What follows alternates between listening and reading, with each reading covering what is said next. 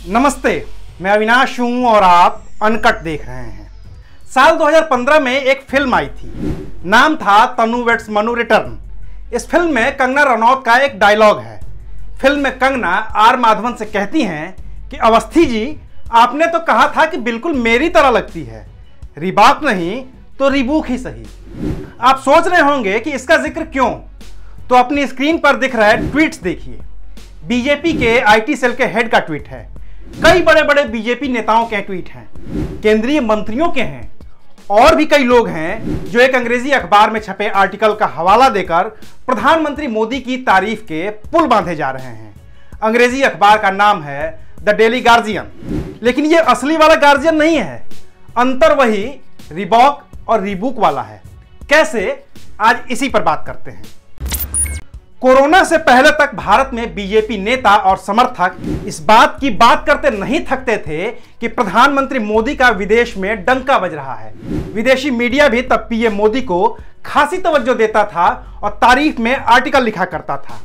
2020 में भी जब कोरोना ने भारत में दस्तक दी और पीएम मोदी ने लॉकडाउन का ऐलान किया तो विदेशी मीडिया ने तारीफ की, लेकिन कोरोना की दूसरी लहर ने बने बनाए सारे प्रतिमान ध्वस्त कर दिए।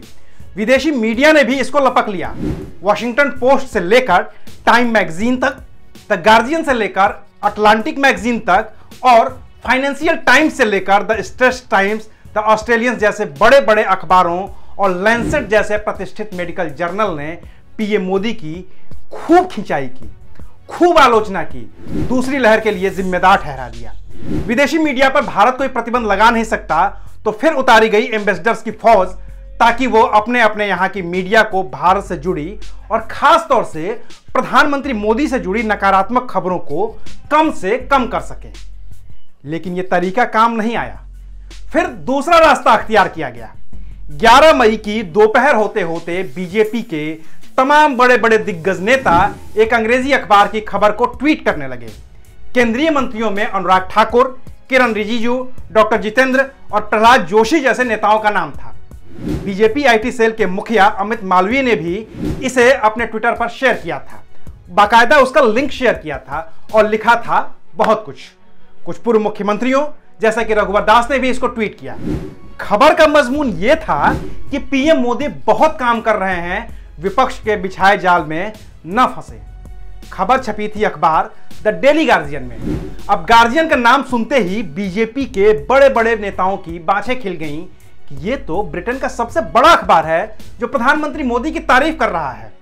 खबर का लिंक शेयर कर बीजेपी के नेता विपक्ष की खिंचाई करने लगे, लेकिन शाम होते होते सब कुछ शीशे की तरह साफ हो गया।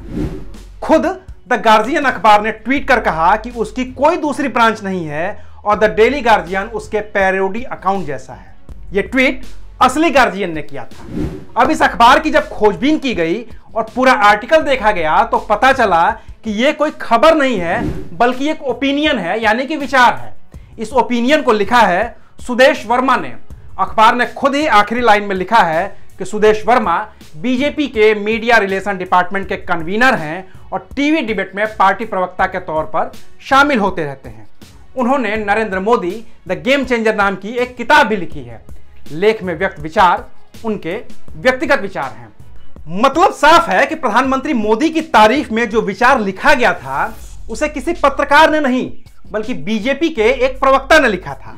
अब बीजेपी के प्रवक्ता लिखेंगे तो जाहिर है कि तारीफ ही लिखेंगे, और बीजेपी के प्रवक्ता के लिखे लेख के आधार पर अगर बीजेपी के बड़े बड़े नेता और केंद्रीय मंत्री यह साबित करने की कोशिश कर रहे हैं कि विदेशी मीडिया भी प्रधानमंत्री की तारीफ कर रहा है, तो इसमें हम जैसे लोग कुछ भी नहीं कह सकते।